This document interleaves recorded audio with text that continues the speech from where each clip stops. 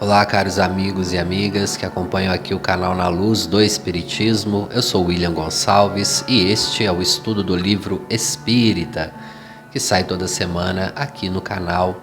Agradecer o carinho, as mensagens que temos recebido.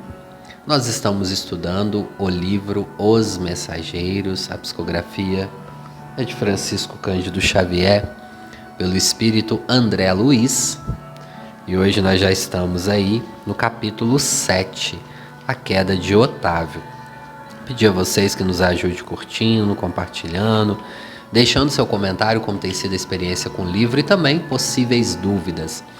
Relembrando mais uma vez que nós não temos o intuito aqui de ler o capítulo todo, e sim de trazer os principais pontos, trazendo aí a reflexão junto com o Espiritismo, possíveis dúvidas, e não estamos aqui também na intenção de trazer apenas uma verdade sobre os fatos do livro, uma visão, através dos meus estudos, mas todo complemento é muito bem-vindo. Vocês podem deixar aí também nos comentários. E agradecer também a paciência, o carinho de vocês. Muitas pessoas nos enviou mensagem na semana passada, no qual nós não conseguimos cumprir a gravação do livro. Eu peço desculpas, infelizmente tivemos uma semana aí conturbada, eu fiquei doente, então não pude trazer o estudo do livro. Agradeço as preces, o carinho, no qual muitas pessoas nos enviou. Muitos de vocês devem ter visto aí algumas palestras que eu dei, então eu juntei as energias para conseguir dar essa palestra, mas já estamos retornando aqui ao estudo do livro e vamos já fazer como a gente sempre faz, pedindo autorização a Jesus, pedindo à espiritualidade amiga que possa nos intuir. Vocês também que estão ouvindo possam receber essas orientações, muitas delas até nos angustiam. Nós vamos entrar numa fase do livro agora que vai trazer um pouco da realidade espiritual vivenciada por um espírito na Terra, a experiência, assim como foi, no livro Voltei, que nós estudamos aqui. Agora essa parte do livro é um puxão de orelha para todos nós. Muitas questões vão ir de encontro com o nosso próprio viver. Então, muitas das vezes, até quando a gente lê o livro, a gente fica angustiado, um pouco estremecido, com as situações colocadas ali no livro, mas devemos passar, porque todos nós temos que adquirir conhecimento para melhorar o nosso próprio viver. Relembrando o último capítulo que nós falamos aqui, era a orientação de Telésforo. Eles estavam ali nessa orientação, e ao final, para quem não ouviu o último capítulo, se você não ouviu, eu recomendo que volte e ouça, mas ali no finalzinho o André Luiz já encontra essas duas senhoras que vão pedir o auxílio ali para o tutelado delas, que seria Otávio, que é o capítulo de hoje. Sem dúvida alguma, um grande capítulo, a queda de Otávio. Eu utilizo muito o exemplo de Otávio em palestras, até mesmo no Evangelho eu já utilizei, porque realmente nos choca rever a vida de Otávio e ver os caminhos que infelizmente o levaram a uma derrota espiritual muito grande, e ele chegou no plano espiritual já num processo de entristecimento profundo, ou seja, um processo depressivo. André Luiz já vai dizer ali no início do capítulo que assustou a aparência que ele estava no plano espiritual, uma aparência muito pálida, e apesar de parecer um homem ali com conhecimentos espirituais elevados, ele via ali um desânimo muito grande. Então o capítulo 7, a queda de Otávio, vai trazer mais ou menos essas informações.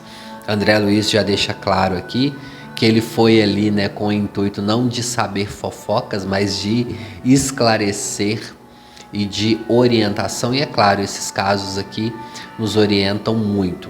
André Luiz faz algo muito interessante ali, quando ele encontra com Otávio, que ele se coloca também na posição de pessoa que erra e que errou muito na última encarnação. Então, para ele ter o acolhimento de Otávio, muito provavelmente para ouvir o que Otávio tinha a dizer, ele fala: olha, eu também estou aqui na condição de médico, porém de um médico falido. Eu fali na última encarnação.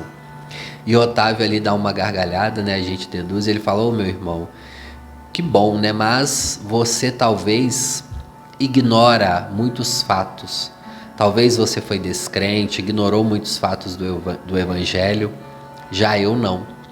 Eu caí e caí consciente, caí conhecendo o Evangelho, caí conhecendo os ensinamentos. E aí nos faz relembrar de uma frase, né, meus irmãos e minhas irmãs, que a ignorância às vezes é um consolo para muitas pessoas, porque o conhecimento nos induz à mudança, ou seja, nos convida à mudança. Toda vez que eu adquiro um conhecimento, eu saio de algum paraíso. Como não lembrar de Adão e Eva, né? Após comer o fruto do conhecimento, eles perderam o paraíso. Para nós espíritas, compreendemos ali Adão e Eva no simbologismo psicológico. O conhecimento nos tira de algum paraíso. A ignorância nos leva aos paraísos do nosso inconsciente e ficamos ali por alguns séculos.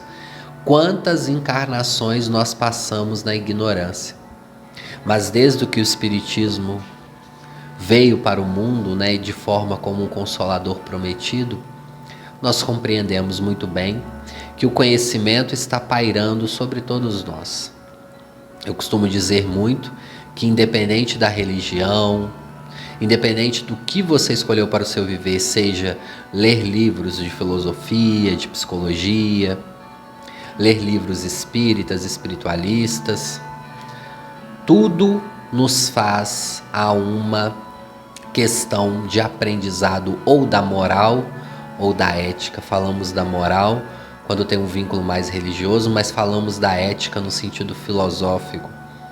Os dois lados nos colocam diante da nossa reforma íntima, de olhar a vida de uma outra forma. E hoje, todos nós não temos mais desculpa. Desde que o Cristo veio até a Terra, e mesmo antes dele, nós já tínhamos esses conhecimentos. Muitas pessoas falam, mas e nos locais onde o Cristo, né, não é reconhecido?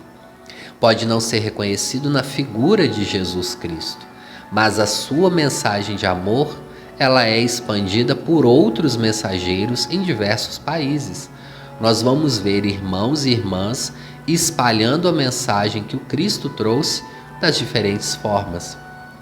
É certo que muitos países não entendem ou não compreendem ou não seguem Cristo, mas aí a gente pode falar de uma questão de ética, compreendem muitas das questões que o Cristo trouxe ali no seu Evangelho, que hoje nós, né, aqui no Brasil, temos um conhecimento.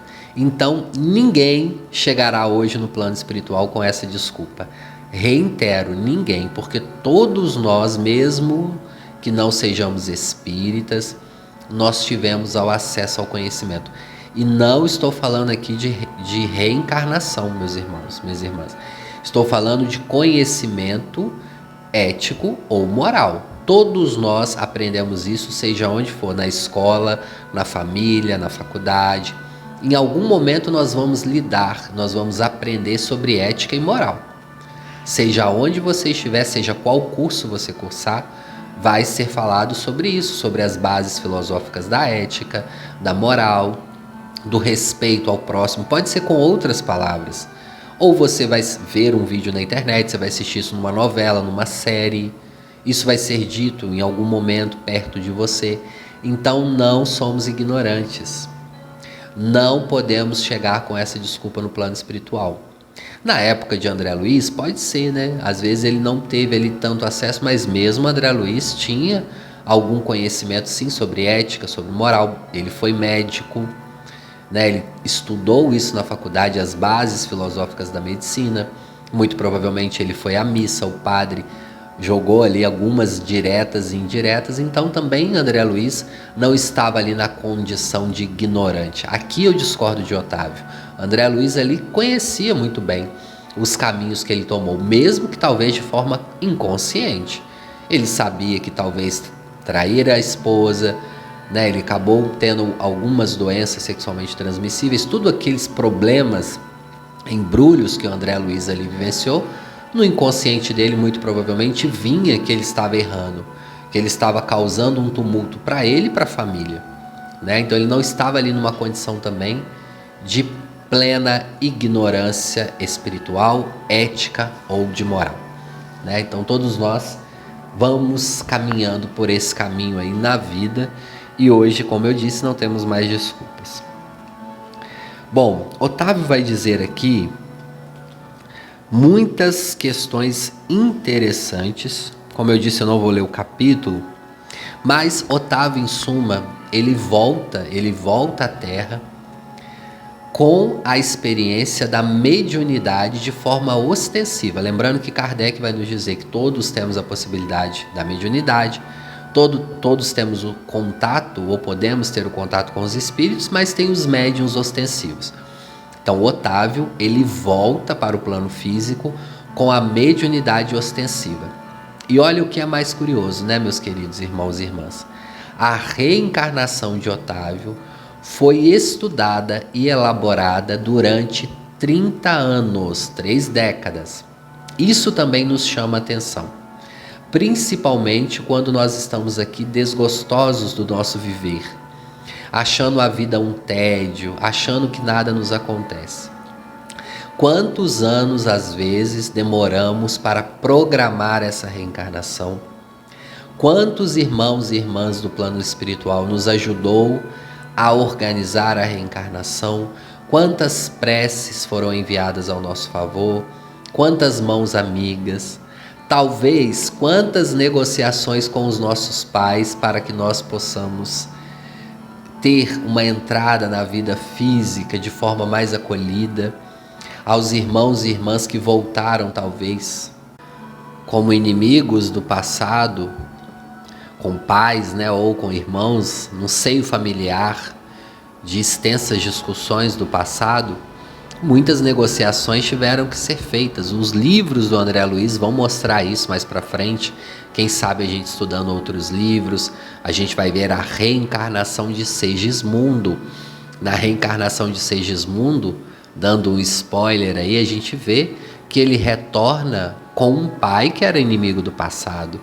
E teve que haver várias negociações, vários esclarecimentos para que o pai pudesse acolher esse espírito novamente. E quantos de nós estamos em situações assim?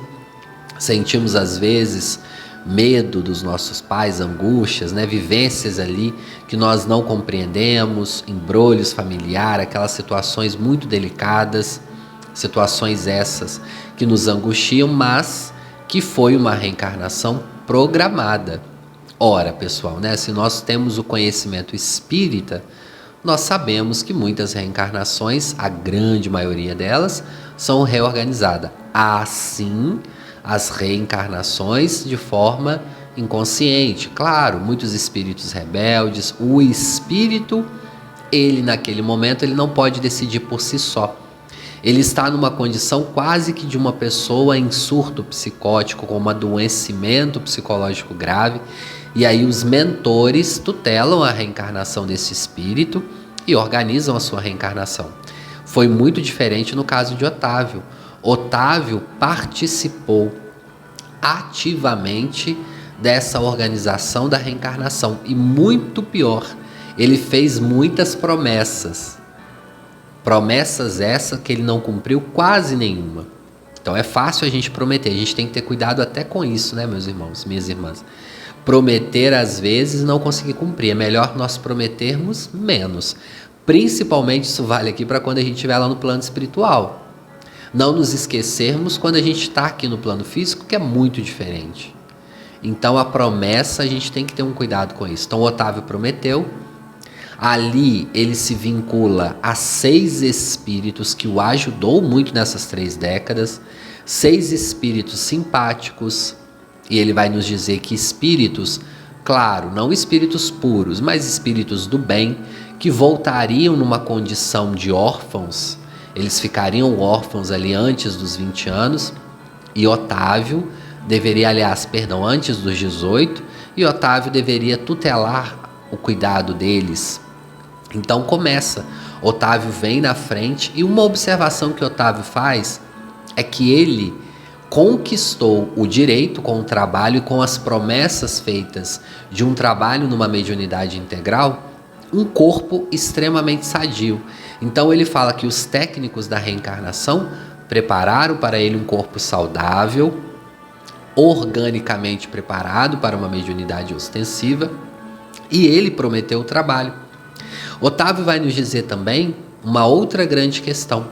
Os espíritos falaram para ele que ele não poderia ter facilidades financeiras e sociais nos primeiros anos da vida e também não nos primeiros anos da sua mediunidade, para ele não esquecer de onde veio, para que ele tivesse um ponto ali de humildade sempre chamando. Que se ele vencesse nos desafios, depois sim, alguns recursos maiores chegariam através de outros irmãos para beneficiar os 6 irmãos, que seriam 6 filhos. Obviamente, todo mundo sabe que 6 crianças, 6 adolescentes gasta muito.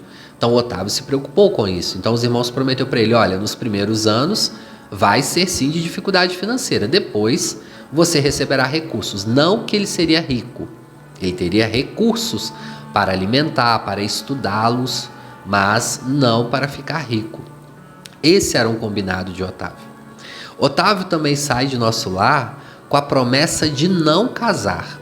Não é, pessoal, que o casamento é errado para um médium. Muitos médiums casam, têm filhos, enfim, não há problema algum. Na programação de Otávio, isso não estava programado, o casamento nesta encarnação. Porque o Otávio, muito provavelmente, ele não fala isso aqui abertamente, mas ele também tinha alguns problemas com as questões sexuais do passado. Então os mentores falaram com ele, olha, Otávio, é melhor você viver uma vida de abstinência, canalizando as suas energias para a mediunidade e para o cuidado com os seus irmãos, que serão seus futuros ajudantes na mediunidade, para que você tenha uma energia mais completa na mediunidade ali, nos trabalhos de caridades que você irá fazer. Aconteceu o mesmo com Chico Xavier, por exemplo. Chico vem, e o Chico diz isso até, né, nos lindos casos de Chico Xavier, do Ramiro Gama, quando uma certa vez ele estava sonhando, né, com o casamento, sonhando com o lar. Muitas pessoas questionavam o Chico ali na década de 40 e 50, ô Chico, você não vai casar? E ele sempre falava, olha, eu até já pensei, mas os espíritos já me disseram que nesta encarnação não há programação para que eu case. Então o Chico ali, abstência até onde a gente sabe, né, a gente acredita, né, que Chico nunca tenha tido, mas a gente entende que foi por uma missão, a missão do Chico com os livros e até mesmo com a programação das cartas psicografadas. Ele tinha que gastar muita energia ali nas reuniões mediúnicas, nos trabalhos com os espíritos, então ele teve que canalizar uma grande quantidade de energia. Lembrando, mais uma vez, o que Emmanuel fala no livro Sexo e Vida, até mesmo no livro Sexo e Destino, o André Luiz vai nos dizer que o sexo é uma energia, assim como a mediunidade também. Então, nós temos uma energia dispensada ali naquele ato sexual. Não é errado o médium ter relação sexual, não é errado o médium casar-se, não é nada disso. Vai depender da programação, do que ele combinou antes de chegar até aqui. E Otávio sai do nosso lar com isso muito bem desenhado. Então, Otávio vem para a Terra, ganha ali o atributo de paz. E olha só, pessoal, Otávio ainda teve outro benefício. Sua mãe era espírita cristã. Então, para ajudar ele ainda, os mentores falaram, olha, Otávio, nós vamos te colocar num berço com uma espírita cristã e com um outro materialista. O pai dele era materialista, não acreditava em Deus, né? Ou acreditava, mas dava mais valor para as coisas materiais. Porém, o pai de Otávio era um homem de bem.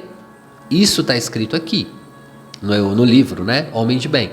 E homem de bem, que a gente vê a descrição lá no Evangelho segundo o Espiritismo, é um homem bom, faz ao bem ao próximo, né? Entende as dificuldades alheias. Então ele teve o exemplo tanto do pai mesmo, sendo materialista, mas sendo um homem de bem, e com a mãe. E ali, desde novo, ele teve contato com o Espiritismo, com o Evangelho de Jesus. E logo cedo ele já foi encaminhado para uma casa espírita. E ali começa todos os problemas, né, de Otávio. Ele começa a achar pesado demais, enfim. E ali ele começa a ter algumas questões psicológicas, e ele vai no médico, ele não especifica muito aqui qual médico, né, qual área, mas o médico fala com ele, olha, você precisa de ter experiência sexual, para você aliviar um pouco esse sistema nervoso, e ele vai, tem as relações sexuais e começa, né, o grande embrulho, grandes gatilhos do passado começa a vir na vida de Otávio. E ali o pai, né, de Otávio, que já tinha com a sua mãe 3 filhos, e vem ainda a sua mãe numa desencarnação prematura, né? Ela tem um desencarne prematuro ali, ela volta para o plano espiritual, como numa programação reencarnatória.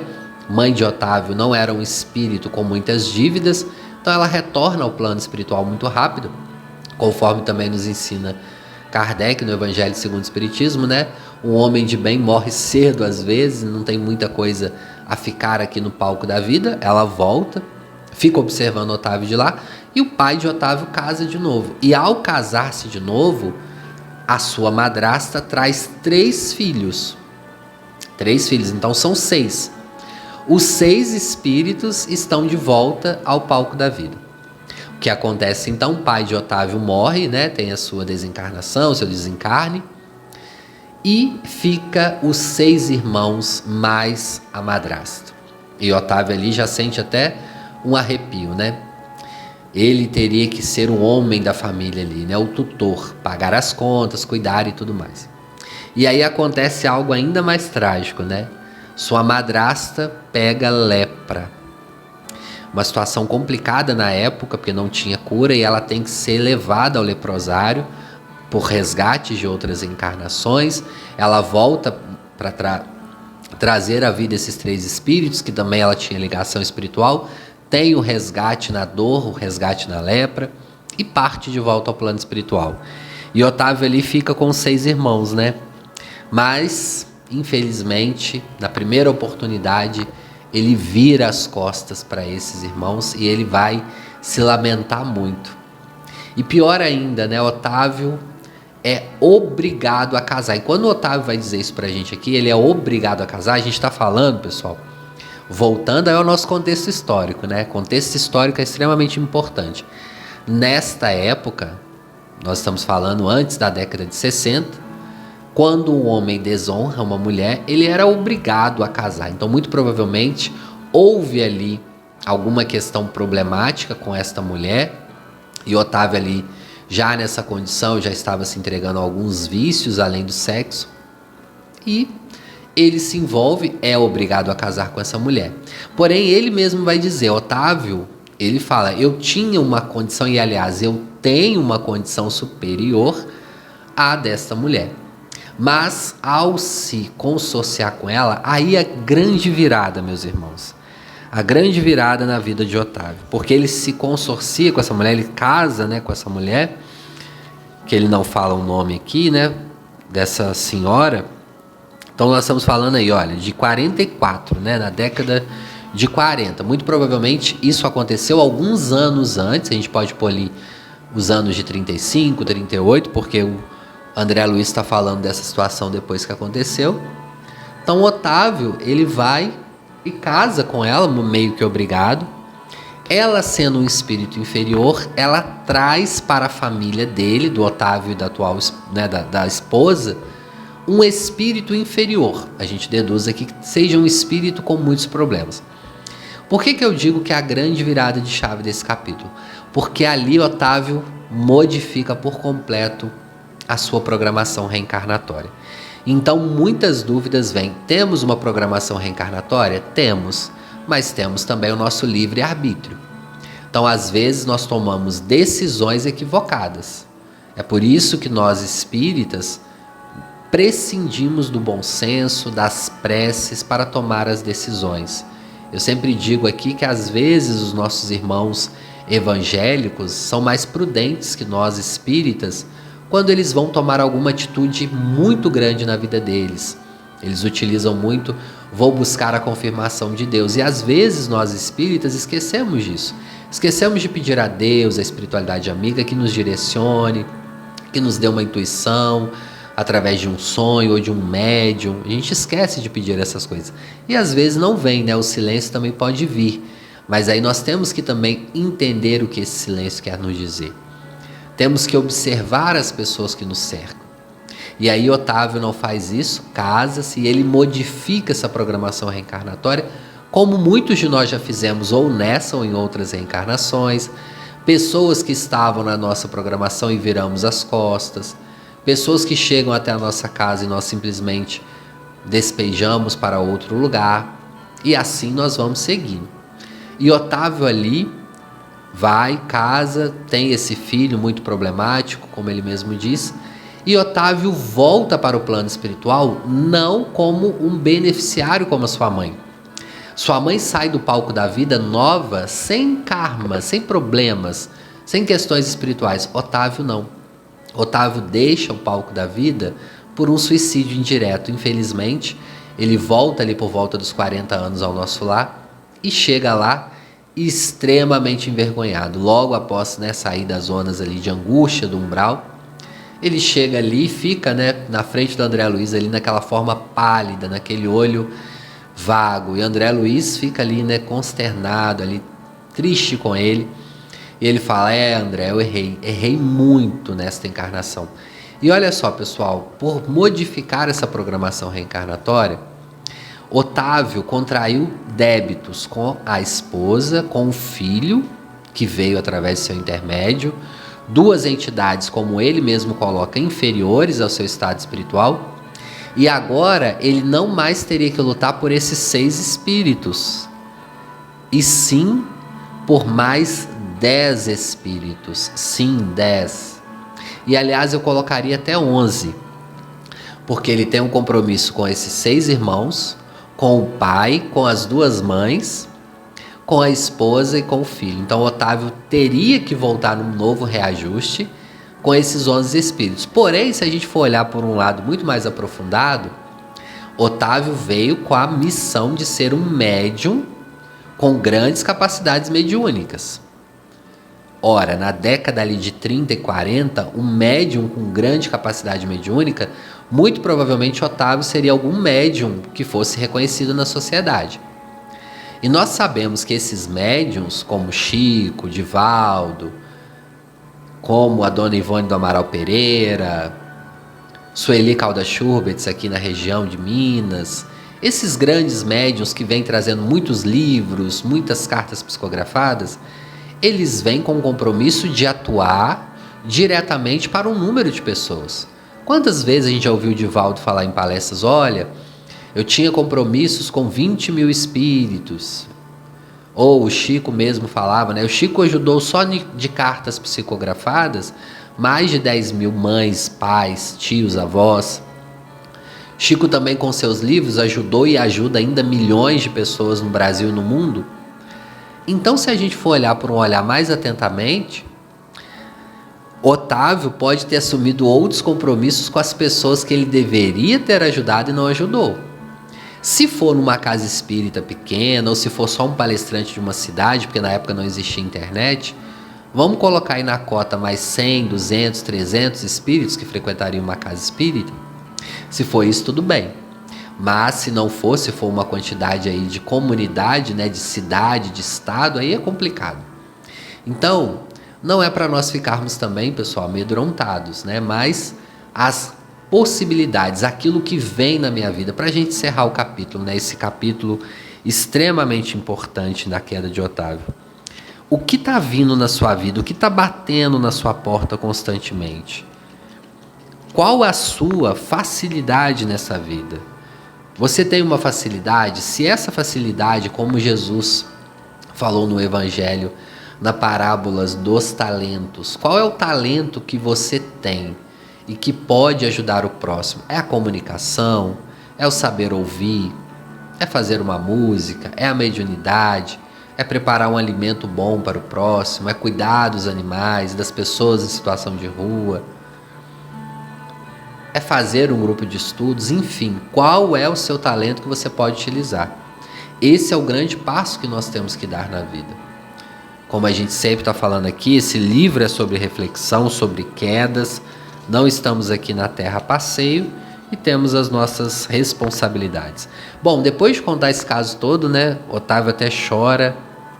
E ali ele vai dizer, para a gente encerrar o capítulo: como vê, André, realizei todos os meus condenáveis desejos, menos os desejos de Deus. Foi por isso que fali, agravando antigos débitos. Nesse instante, Otávio calou-se como se alguma coisa invisível lhe apertasse a garganta. Abracei-o com simpatia fraterna, ansioso de proporcionar-lhe estímulo ao coração, mas Dona Isaura aproximou-se mais, acariciou-lhe a fronte e falou: Não chores, filho. Jesus não nos falta com as bênçãos do tempo. Tenha calma e coragem. Identificando-lhe o carinho, meditei na bondade divina, que faz ecoar o cântico sublime do amor de uma mãe, mesmo nas regiões além da morte. Como a gente sempre fala, né? Deus é muito bom e nos dá o tempo. O tempo é a grande preciosidade que temos. Aliás, Deus nos dá o presente da reencarnação, de voltarmos. Temos a possibilidade de refazer. Basta que estejamos mais alinhados neste viver. Pessoal, hoje nós vamos terminando aqui. Eu agradeço o carinho, a atenção, as mensagens mais uma vez que eu recebi de apoio. Peço a vocês que continuem nos ajudando aí, curtindo, compartilhando nos grupos espíritas, com os amigos espíritas ou espiritualistas. E deixe também aí como foi esse capítulo para você, A Queda de Otávio, um dos grandes capítulos que é muito difundido aí no Espiritismo. Fiquem com Deus e até a próxima ou próximo capítulo.